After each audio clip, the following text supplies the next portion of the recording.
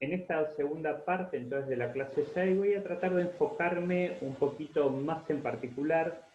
no tanto en el texto de Reyes, que mi idea sería apostar a que ustedes lo lean por su propia dinámica y que en todo caso compartamos preguntas, reflexiones,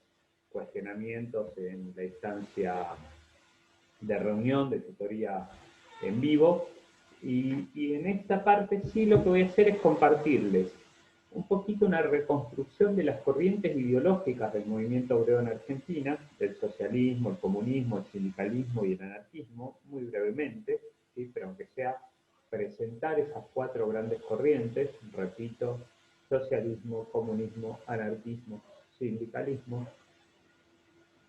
y un poquito también su historia, ¿no? Su recorrido histórico, y también compartirles un poquito algunos elementos sobre la reforma universitaria de 1918, que si bien hace lo fundamental a la clase que viene, se inscribe, podríamos decir,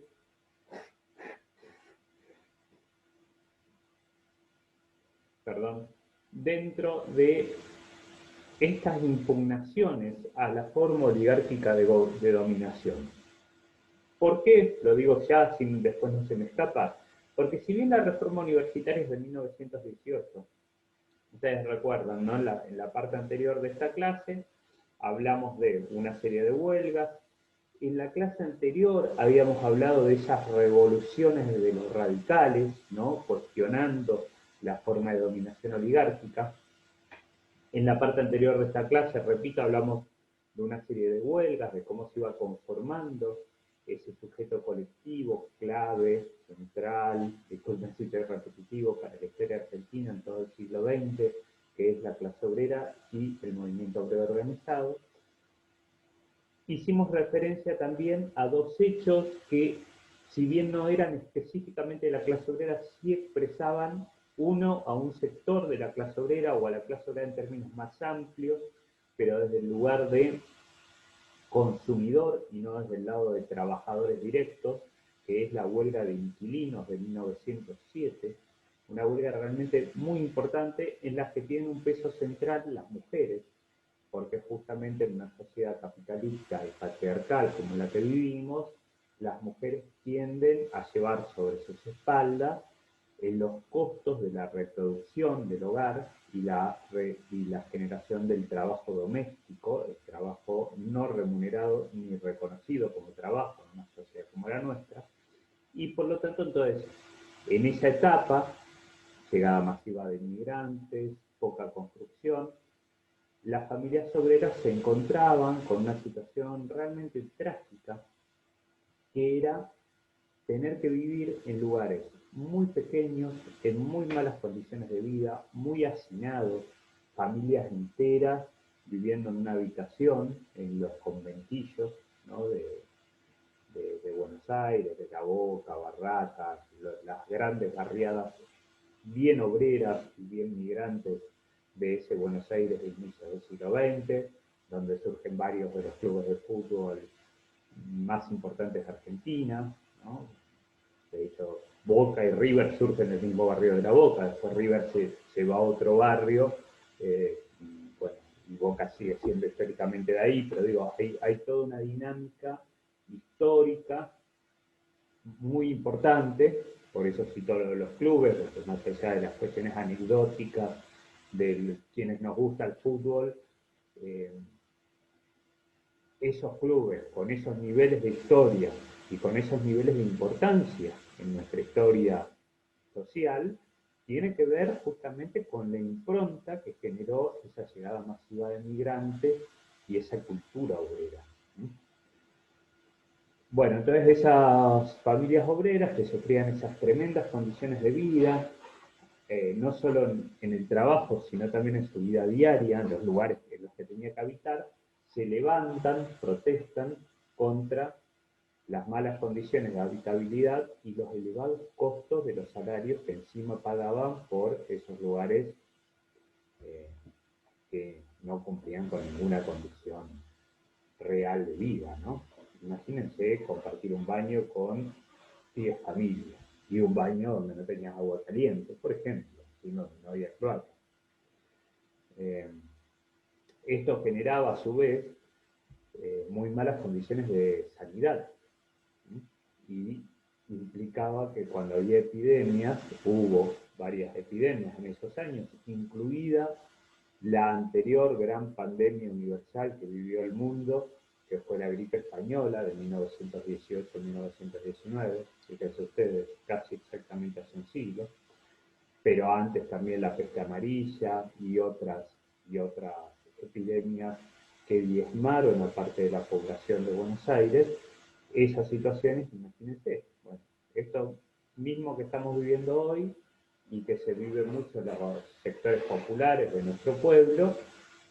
bueno, te piden aislamiento, te piden quedarte en tu casa, pero ¿cómo haces cuando dependés de un salario, cuando vivís al día y cuando ni siquiera en tu propia casa te podés aislar o que vivís hacinado?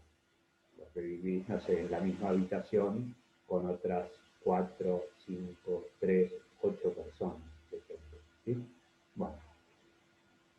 y el otro hecho al que hicimos referencia en la anterior parte de la clase fue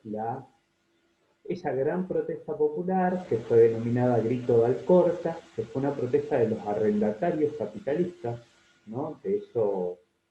eh, agricultores, trabajadores del campo que trabajaban ellos mismos, ¿no? Que explotaban a otros para trabajar por su parte,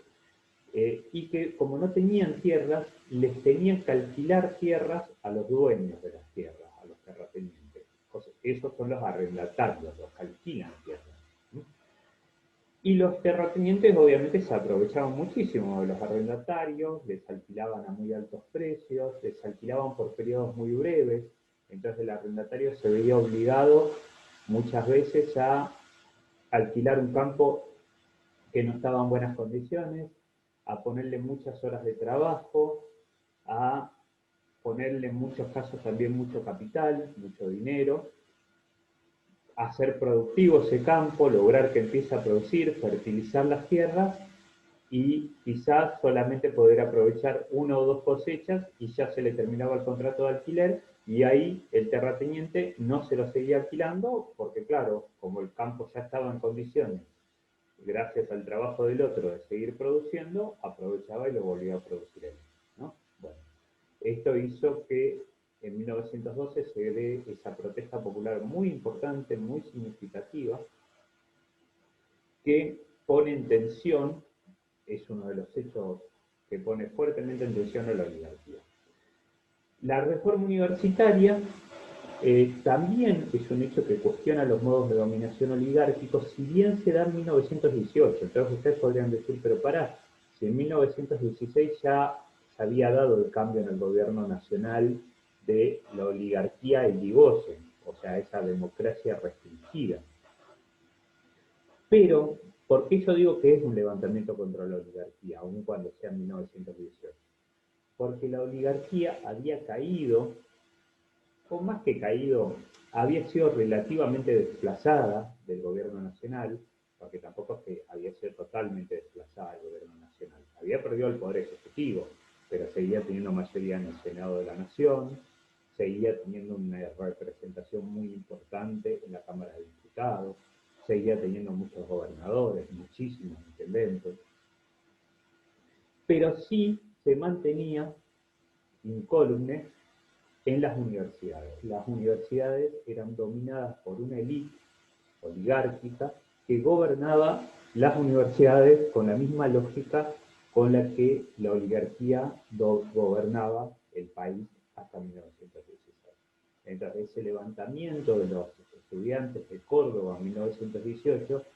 fue un levantamiento en clave antioligárquica dentro de la universidad. Bueno, ¿qué es el socialismo? Se denomina socialismo, vamos a decir, a una amplia gama de corrientes ideológicas que surgieron más o menos desde inicios del siglo XIX y cuyo centro pasaba por la búsqueda de una mayor igualdad y justicia en la sociedad, ¿no?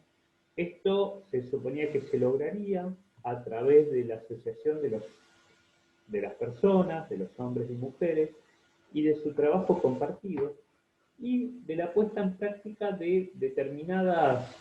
verdades supuestamente científicas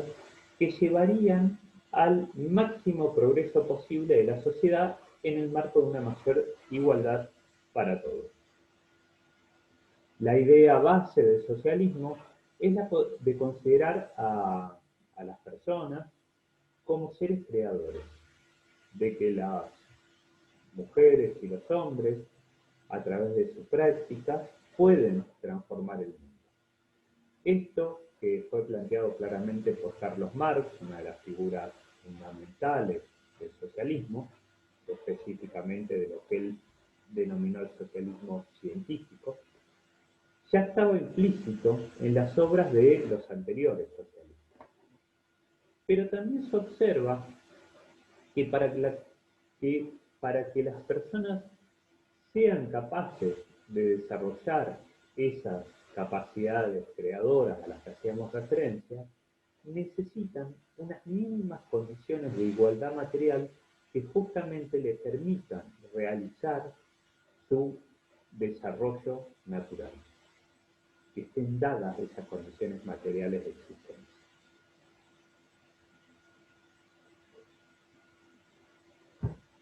Por eso, para los socialistas, esas condiciones materiales igualitarias son las que son imposibles de obtener en una sociedad clasista como la que vivimos, porque hay todo un sector de la población que no puede acceder a los recursos mínimos de subsistencia. Es contra esa injusticia que condena a todo un sector de la población a una vida sin opciones, contra lo que básicamente se levantarán y lucharán estos socialistas.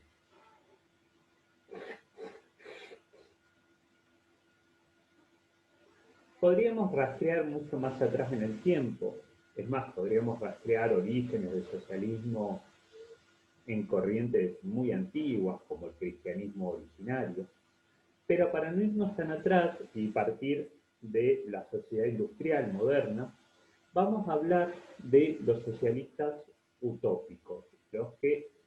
Marx, en polémica con ellos, va a denominar utópicos, socialistas utópicos.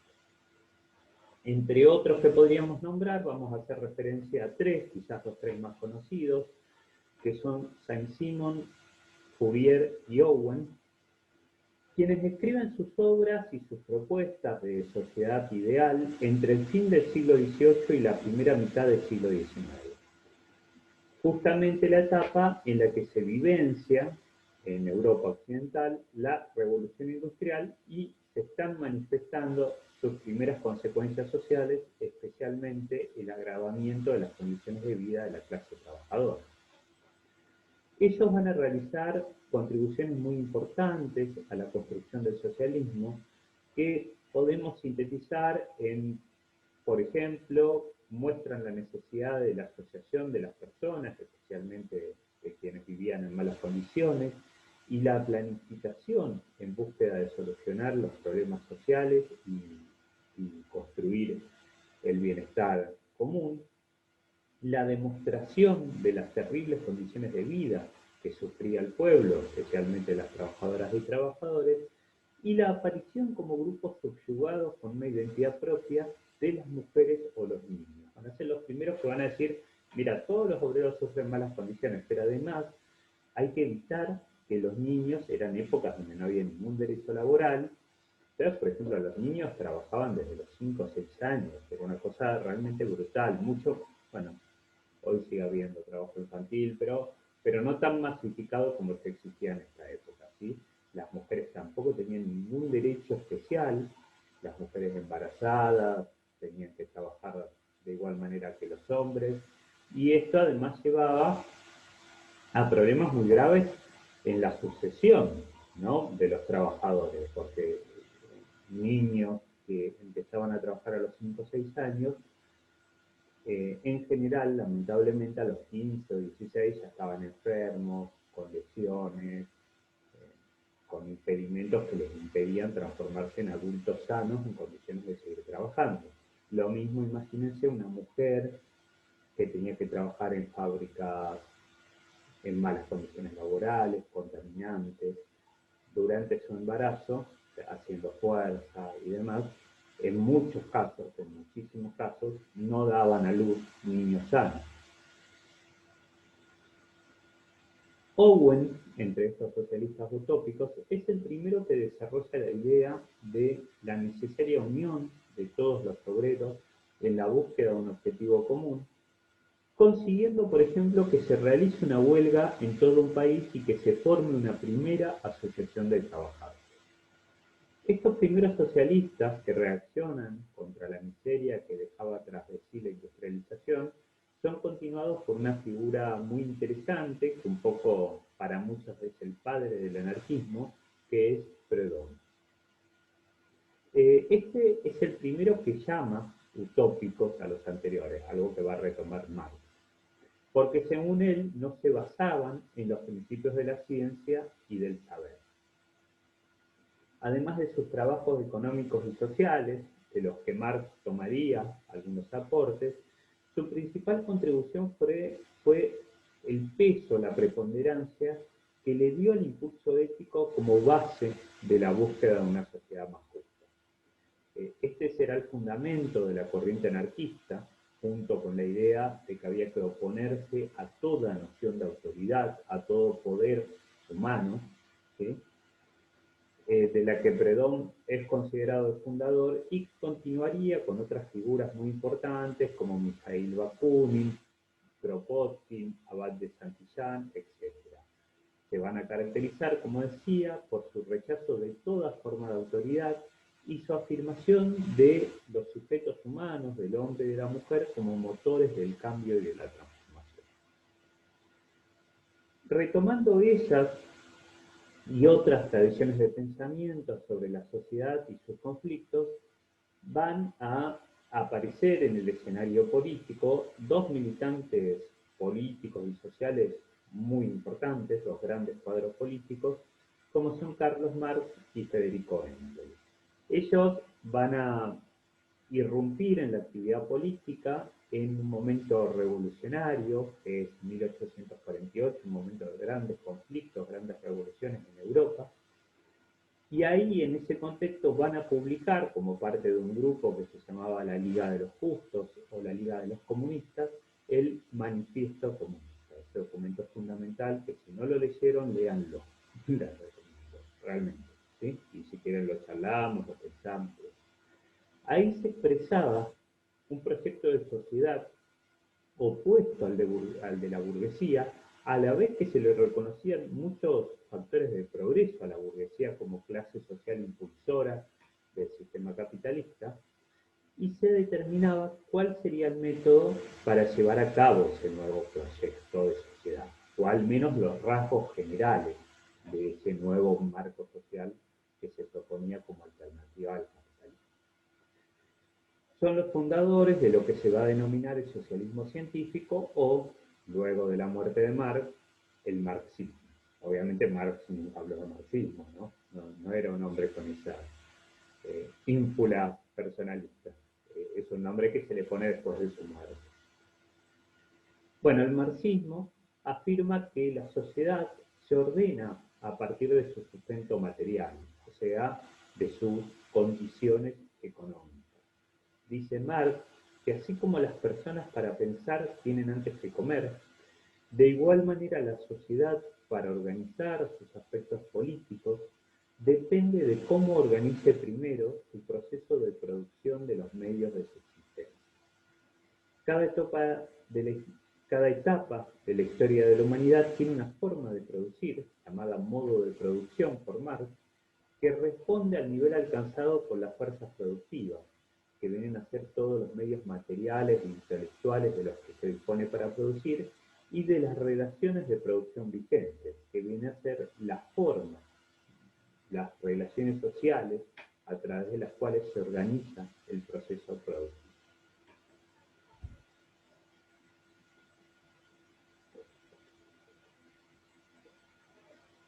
A partir de estas ideas, ellos investigan cómo funciona la sociedad capitalista y concluyen que se encuentra dividida fundamentalmente en dos grandes grupos sociales. Los poseedores de los medios de producción, a la que van a denominar la burguesía, y los que se encuentran obligados a vender su fuerza de trabajo a los primeros para poder sobrevivir porque fueron expropiados del acceso a los medios de producción, a las condiciones materiales de subsistencia, que van a ser quienes denominan el proletariado o la clase obrera. Estos grupos tienen intereses contrapuestos entre sí, ya que los burgueses dependen de explotar a los obreros para conseguir ganancias a través de un mecanismo que justamente va a descubrir Marx y que es el de la extracción de la plusvalía. Y estos, los obreros, solo pueden mejorar sus muy malas condiciones de vida si luchan contra la burguesía y evitan que la burguesía extraiga demasiada plusvalía, o al menos la obligan a renegociar, digamos, los niveles de plusvalía que le extraen. O sea, obligan a que les paguen un poco de mejores salarios. ¿Sí? Esto sería una lucha reformista. Generar no una transformación del sistema, no una transformación total, sino un cambio parcial. No que los burgueses dejen de explotarlos, sino que los exploten un poco menos. Y eso sería una lucha reformista. Y si no, también esos obreros podían, y lo hacían en muchos casos, luchar por un cambio revolucionario, que va a ser lo que va a impulsar Marx y Engels. Marx y Engels siempre van a impulsar que tiene que haber un cambio revolucionario, un cambio radical, de raíz. Y ese cambio entonces debía buscar el derrocamiento del sistema capitalista porque justamente se basaba en la explotación y la injusticia de raíz.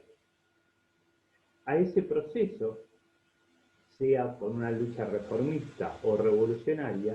Marx y Engels lo van a denominar lucha de clases y van a sostener que la clase oprimida solo se liberará por ella misma a través de la unión en un programa común que debía ser para ellos revolucionario, pero que también podía ser reformista. Es un poco también lo que ve Íñigo Carrera, ¿no? Cuando marca esto de las dos estrategias de la clase, y una durísima batalla contra la burguesía que no podría excluir, para Marx y Engels, el uso de las armas y de la violencia revolucionaria. No podría excluir, no porque los obreros no quisiesen, sino porque la burguesía no aceptaría delegar el poder si no estuviese obligada. En 1864 se organiza la Primera Internacional, en ese momento llamada la Internacional, porque no se sabía que desaparecería y que luego habría una segunda y una tercera, donde confluyeron las diversas expresiones del socialismo que acordaban en la noción del internacionalismo, o sea, la idea de que se necesitaba buscar la unidad de todos los explotados del mundo y que la revolución debía hacerse a nivel internacional. El marxismo clásico se dividió en dos corrientes fundamentales alrededor del año 1889, cuando se organiza la Segunda Internacional. La primera se quebró entre marxistas y anarquistas en 1872, más o menos, 1864 para otros. Y ahí es cuando empiezan a tomar forma estas dos corrientes, una reformista y una revolucionaria, cuando se divide el marxismo originario, que originariamente era revolucionario, en una corriente reformista y una revolucionaria. La expresión del reformismo en Argentina fue el Partido Socialista, en términos generales, que se formó en 1896 bajo la dirección de su figura emblemática, que fue Juan Bautista Justo. El reformismo planteaba la posibilidad de terminar con la explotación del sistema capitalista a través de conseguir una serie de reformas laborales y sociales que serían conquistadas a través de medios legales y tomando la acción en el Parlamento como la base fundamental de su política. Esta teoría, que estaba sustentada en el pensamiento de un militante socialdemócrata alemán, Eduard Bernstein, sostenía que el tránsito a la nueva sociedad se haría por vías pacíficas y gradualmente, sin necesidad de una revolución, a partir de sucesivas reformas que convencerían a todas las personas de que el socialismo era el mejor sistema social posible. Estaba la idea, yo diría casi utópica, de que los privilegiados iban a aceptar, la burguesía iba a aceptar en algún momento delegar sus privilegios porque iban a reconocer que el socialismo era una mejor forma de organizar la sociedad. Ojalá, ¿no? Pero la realidad es que no pasa esto. Se oponían esta corriente reformista y el socialismo en Argentina a las huelgas. No era que se oponían a toda huelga, ¿sí? De hecho, vamos a ver, ya vimos que el socialismo convocó algunas huelgas, pero se oponían a la huelga como un recurso permanente, ¿sí? Y como el camino para hacer la revolución. Podían aceptar que la huelga podía usarse para un reclamo concreto, pero no la huelga como mecanismo para transformar la sociedad, que va a ser sí lo que van a plantear los anarquistas y los sindicalistas. Estos se oponían a la huelga ya que sostenían que de esa manera se retardaba el paso a la nueva sociedad porque se detenía el proceso de producción. Su programa se va a centrar en exigir leyes de regulación de las condiciones de trabajo, por ejemplo, jornadas de 8 horas, regulación del trabajo de niños y mujeres, obligación del descanso dominical, etc., y la proclamación de derechos civiles y políticos como el voto universal obligatorio, la libertad de prensa, la libertad de reunión, la libertad de asociación, entre otros.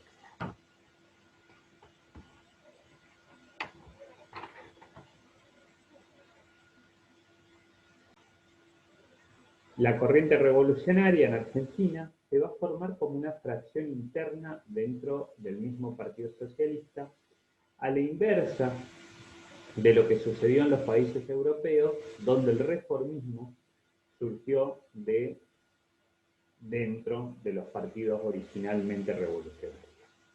El ala revolucionaria era la que realmente continuaba el pensamiento y la práctica política de Marx y Engels, que veían a las reformas y al trabajo parlamentario como una posible herramienta para crecer y mejorar las condiciones de vida de los obreros, pero nunca como la central en la política del Estado.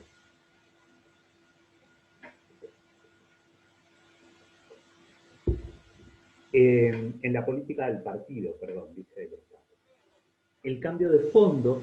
solo se podría realizar por un enfrentamiento directo contra el Estado a través de una revolución que derrocase a la burguesía y que impusiera a la clase obrera en el poder como paso previo a la construcción de la sociedad sin clase.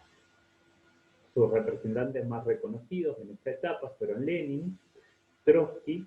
ambos líderes de la Revolución Rusa, Rosa Luxemburgo y Liebknecht, los principales líderes de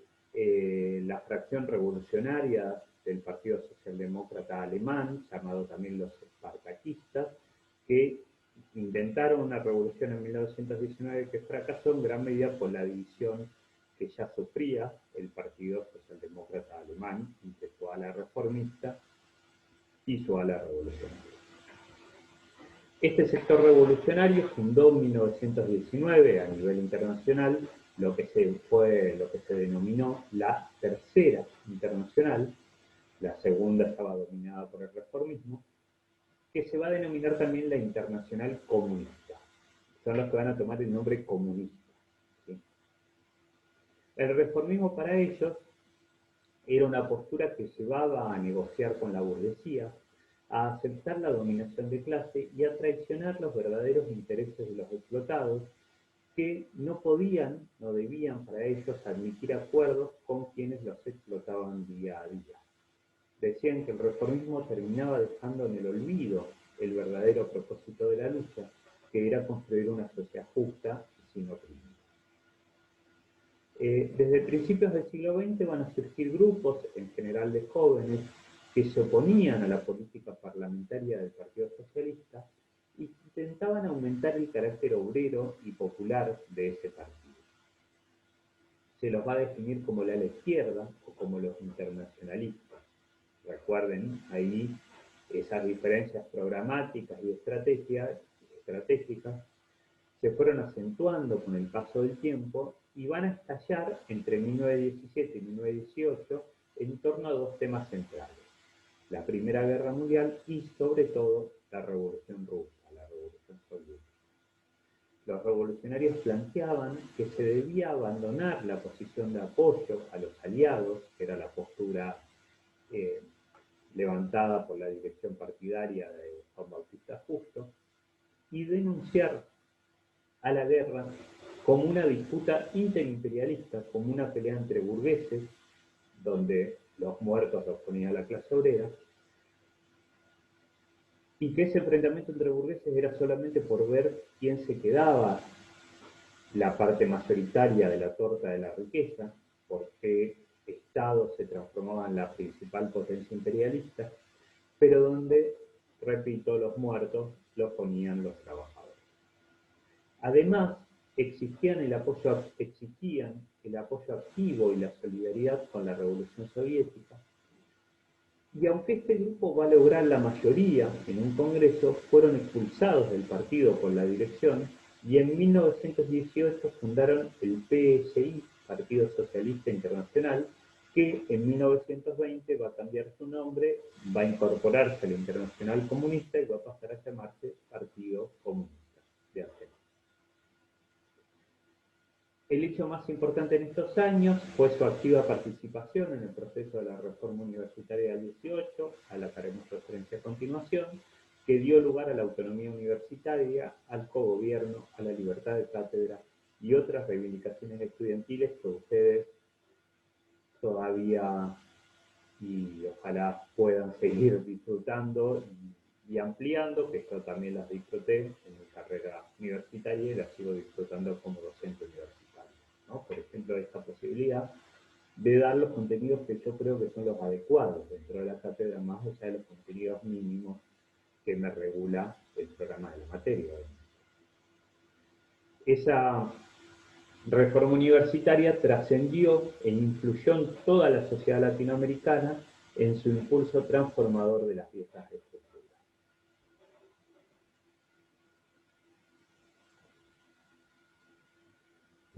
El Partido Comunista se afilió a la Tercera Internacional y desde ese momento muchas de sus decisiones solo pueden ser analizadas teniendo en cuenta esta situación. En especial cuando desde 1927 más o menos, a partir de la consolidación de Stalin como líder de la Unión de Repúblicas Socialistas Soviéticos y luego de la muerte, de la trágica muerte, luego de un atentado de Lenin, el principal líder de la Revolución Rusa, la Internacional va a ir centrándose en asegurar el poder del grupo dominante en Rusia, más que en impulsar la revolución en el resto del mundo. El Partido Comunista se fue aislando, en muchos casos, de las problemáticas de la clase obrera argentina y hasta de las bases de su mismo partido, y va a estar más preocupado por las polémicas internas o por los problemas de la política internacional. Pese a eso, es un partido que se desarrolla muchísimo y que gana mucha inserción en la clase obrera, incluido durante gran parte de los años 30 y hasta los años 40. Un poco el peronismo es el que inicia un relativo declive de la influencia muy importante que tenía la clase obrera, que tenía el Partido Comunista sobre la clase obrera argentina, siendo en muchos momentos la principal corriente ideológica dentro de la clase obrera. Un grupo muy reducido se fue perpetuando en la dirección, cerrando toda posibilidad real de crítica y de democracia interna, y desarrollando varias políticas que no fueron las que realmente defendían los intereses de la clase obrera. Las discusiones con el anarquismo se centraban en la negativa de estos a que era necesario formar un partido revolucionario. Los anarquistas no creían en un partido revolucionario como sí los comunistas y los socialistas. Los socialistas reformistas, en todo caso, pero ambos creían en la necesidad de formar un partido político. Para los comunistas, los obreros debían tomar el poder del Estado y ejercer durante una etapa un poder fuerte sobre la burguesía hasta terminar con toda posibilidad de contrarrevolución como paso previo a la construcción del socialismo y para transformar la sociedad. Para los anarquistas esto era un peligro, porque se oponían a toda forma de poder, aún a esa forma de poder de la mayoría de los explotados sobre la minoría de los antiguos antiguos explotadores. Los marxistas planteaban este momento donde la clase obrera se imponía sobre sus antiguos explotadores como una etapa a la que denominaban la dictadura del proletariado. No como algo positivo, ¿sí? No lo veían como una cosa reivindicable, sino como algo necesario e imprescindible como medio para lograr una definitiva liberación, porque decían, los burgueses manejan el ejército. Si cuando hacemos la revolución no nos imponemos por la fuerza, luego ellos nos van a terminar matando a nosotros. Y además esta lección, digamos, esta enseñanza de los comunistas tenía que ver con muchos años de luchas obreras, incluidas la famosa Comuna de París, donde los obreros habían tomado el poder en París en 1870, y luego la burguesía francesa, junto con el ejército alemán, contra el cual hasta ese momento estaban luchando, los reprimieron y los asesinaron masivamente. Una verdadera, terrible masacre en la Francia de 1870. Entonces, esto un poco había dejado esa enseñanza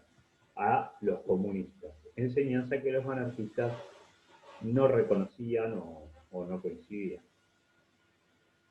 El anarquismo también le criticaba al Partido Comunista su participación en elecciones, aun cuando estos lo veían como un medio de acumular fuerzas y denunciar la injusticia, y no como el fin de sus actos, un poco como si lo planteaba el Partido Socialista. Con el paso de los años, el Partido Comunista también caería en formas parlamentaristas y en suponer que en muchos casos eran los votos los que determinaban y explicaban la situación de la clase obrera. Al sindicalismo, por otra parte, la cuarta corriente ideológica que fue ganando peso hasta convertirse en los años previos al peronismo, quizás en la corriente ideológica más importante dentro de la clase obrera, se le criticaba su falta de una postura consecuentemente clasista y el hecho de que no se consideraban representantes de una clase que estaba en lucha contra la burguesía, sino como negociadores con la patronal de aumentos en los salarios o de mejoras en las condiciones de vida de los obreros. Eso alejaba al movimiento obrero de la política revolucionaria, que para los comunistas era el verdadero interés de la clase, y se caía en una política que se mostraba como neutral y que, en definitiva, de nuevo para los comunistas, solo favorecía a los capitalistas porque reproducía y legitimaba su dominio. Otro factor de discusión con las otras corrientes era la posición asumida ante el tema del imperialismo. Según los criterios que el Partido Comunista decía asumir, o sea, los del marxismo, se debía partir de considerar al imperialismo como una parte del capitalismo, como una forma del capitalismo, una etapa de su desarrollo. Por eso no se podía enfrentar al imperialismo sin enfrentar al mismo tiempo al sistema capitalista en su totalidad. Sin embargo, el Partido Comunista Argentino asumiría una postura diferente, buscando alianzas con sectores supuestamente progresistas de la burguesía para luchar en primer lugar contra el imperialismo y solo después contra el capital. Así, perdía en parte, y esto le va a suceder sobre todo a partir de los años 40, el eje de su accionar de clase y se internaba en el partidismo de la burguesía. A pesar de los errores de sus expresiones partidarias, lo importante es remarcar que en esta primera etapa del movimiento obrero argentino, tanto el socialismo como el comunismo, y también el anarquismo y el sindicalismo, van a jugar un rol fundamental expresando la conciencia revolucionaria de un sector importante de la clase, seguramente el sector mayoritario, generando un proceso educativo y de formación muy importante y fortaleciendo mucho un movimiento obrero naciente a través de su constante trabajo por la unidad de todos los obreros.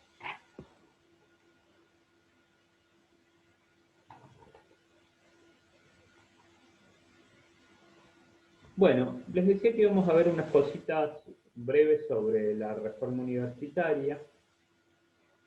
Voy a tratar de ser muy breve porque me parece que si no está el video va a quedar muy largo.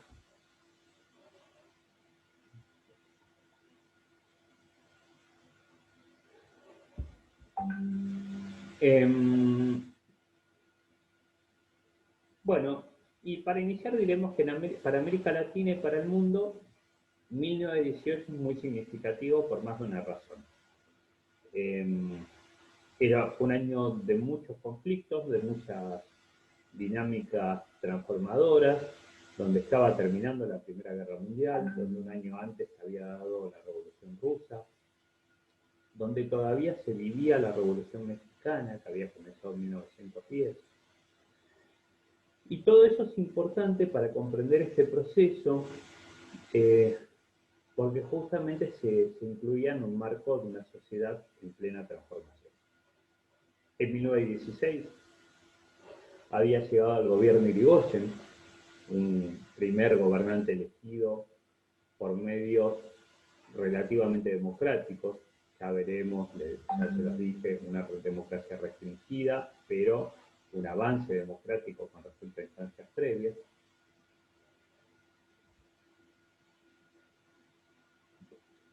Y para comprender la importancia de este proceso, es importante saber que la iniciativa de la creación de las primeras universidades en nuestro país durante la época colonial le correspondió a la Iglesia. Y que entonces esas universidades van a estar marcadas por tradiciones clericales, una enseñanza que tenía un fuerte espíritu conservador, y para 1918 había solo 3 universidades nacionales y 2 provinciales.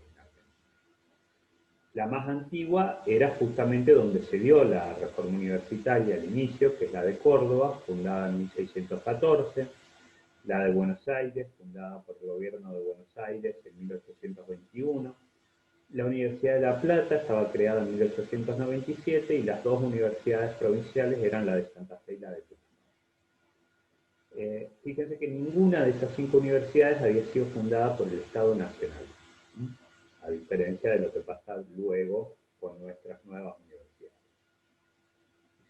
universidades. En la mayoría de las universidades, quizás solo tenía rasgos más progresistas en la enseñanza, la de La Plata, pero en las otras todavía había consolidado rasgos de donde la cátedra era un feudo personal del profesor, este determinaba los programas a seguir, la orientación de los mismos y hasta su sucesor en el cargo. Había un ocultamiento deliberado de teorías científicas que discutían con la Iglesia, como las de Darwin o hasta las de Newton. Se aplicó una dura disciplina, hasta los castigos personales hacia los estudiantes, y un culto extremo a tradiciones arcaicas en aquel entonces. La teología se daba como si fuese una materia más y fundamental para poder promocionar, y había una severidad y una rutina muy impuesta, especialmente por los jesuitas, que tenían una gran influencia en la Universidad de Córdoba. Sumado a estos otros factores de carácter social, político y cultural, se van conjugando entonces para generar un malestar creciente entre los estudiantes, a partir de lo cual comienzan a sentirse, a plantearse la necesidad de impulsar reformas. Ya se habían generado protestas en 1903 y 1906 en Derecho y Medicina de Buenos Aires, y se había logrado una reforma, aunque muy moderada, de los estatutos de la Universidad de Buenos Aires en 1906. Habían empezado a surgir centros de estudiantes, en 1908 se fundó la Federación Universitaria de Buenos Aires, y en Córdoba se inicia el conflicto en 1918, estando ya, digamos, este caldo de cultivo, cuando se cierra el internado del Hospital de Clínicas. El titular del Centro de Estudiantes de Medicina firma un petitorio en el que sus compañeros de facultad piden la intervención del ministro de Justicia, de Irigoyen, en este tema, y el 4 de diciembre de 1917 los estudiantes van a iniciar este reclamo, seguramente sin imaginarse que estaban lanzando la primera piedra de este gran proceso que fue la reforma universitaria.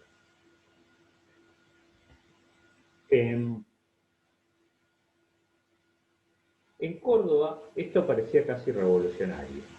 Si bien en realidad el petitorio era bastante parecido a lo que habían planteado los estudiantes en otros lugares,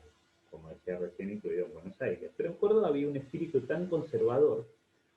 que esa demanda de sectores de las clases medias que habían ingresado a la universidad se encuentra con una oposición absoluta por parte de quienes dirigían la universidad. Ante esto, entonces, se inicia un proceso muy importante de protesta de los estudiantes, una toma de la universidad, y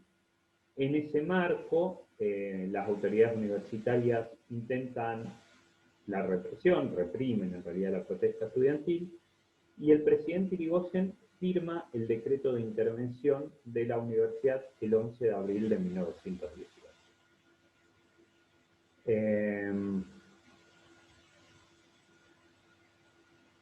Se impone entonces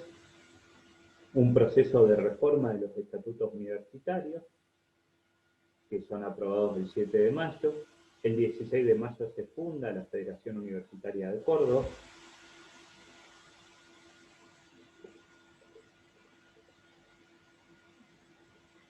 Pero cuando se va a votar el nuevo rector, hay una maniobra de los sectores conservadores, de los sectores ligados a la Iglesia, que logran poner al rector, a un rector conservador al frente de la universidad, rector que se sabía no iba a cumplir con las reformas obtenidas en el cambio de estatuto. La proclamación entonces del nuevo rector no puede hacerse porque los estudiantes protestan contra esa maniobra, se levantan contra esa maniobra. Los estudiantes invaden la sala, los gendarmes invaden el patio y empieza un enfrentamiento realmente muy fuerte. Los estudiantes inician una huelga por tiempo indeterminado y este es el momento recordado como el de la reforma universitaria, donde la postura de los estudiantes finalmente triunfa. En el propio pupitre del rector se redacta la convocatoria a la huelga por tiempo indeterminado que se prolonga por varios meses y hasta se amenaza con quemar el edificio de la Compañía de Jesús, de la compañía del edificio de los jesuitas, que estaba cercano al lugar de la asamblea. Hay entre los participantes muchos estudiantes que tenían simpatías y que eran militantes del radicalismo, del socialismo y del comunismo, y además los estudiantes logran el apoyo muy decidido de la dirigencia obrera cordobesa. La clase obrera, que estaba influida por anarquistas, socialistas y por el socialismo internacional, los que después van a ser los comunistas, van a apoyar fuertemente desde la Federación Obrera de Córdoba a los estudiantes en lucha. Los estudiantes además tenían una reivindicación muy latinoamericanista, justamente de transformar la educación en un sentido latinoamericano, y por eso la reforma universitaria, que como les decía va a obtener elementos muy importantes como la libertad de cátedra, la participación de los estudiantes en el cogobierno, el reconocimiento de los estudiantes como sujetos políticos con derecho a opinar y a participar en el gobierno de las universidades, va a tener impacto en toda América Latina, incluido la formación de movimientos políticos nacionalistas y revolucionarios en América Latina, y especialmente movimientos antiimperialistas, que van a remitir su ideología a este proceso tan significativo de la reforma universitaria, como el APRA en Perú, reivindicado por su líder Allá de la Torre, José Martín Cuba y otras figuras. José Martín en realidad es anterior a la reforma universitaria, pero su ideario va a ser retomado por todos estos revolucionarios, nacionalistas y antiimperialistas latinoamericanos. Bueno, hasta ahí para no hacerlo más largo, y acá cerramos entonces esta clase 6 con dos partes relativamente breves, pero para no hacerlo tan extenso.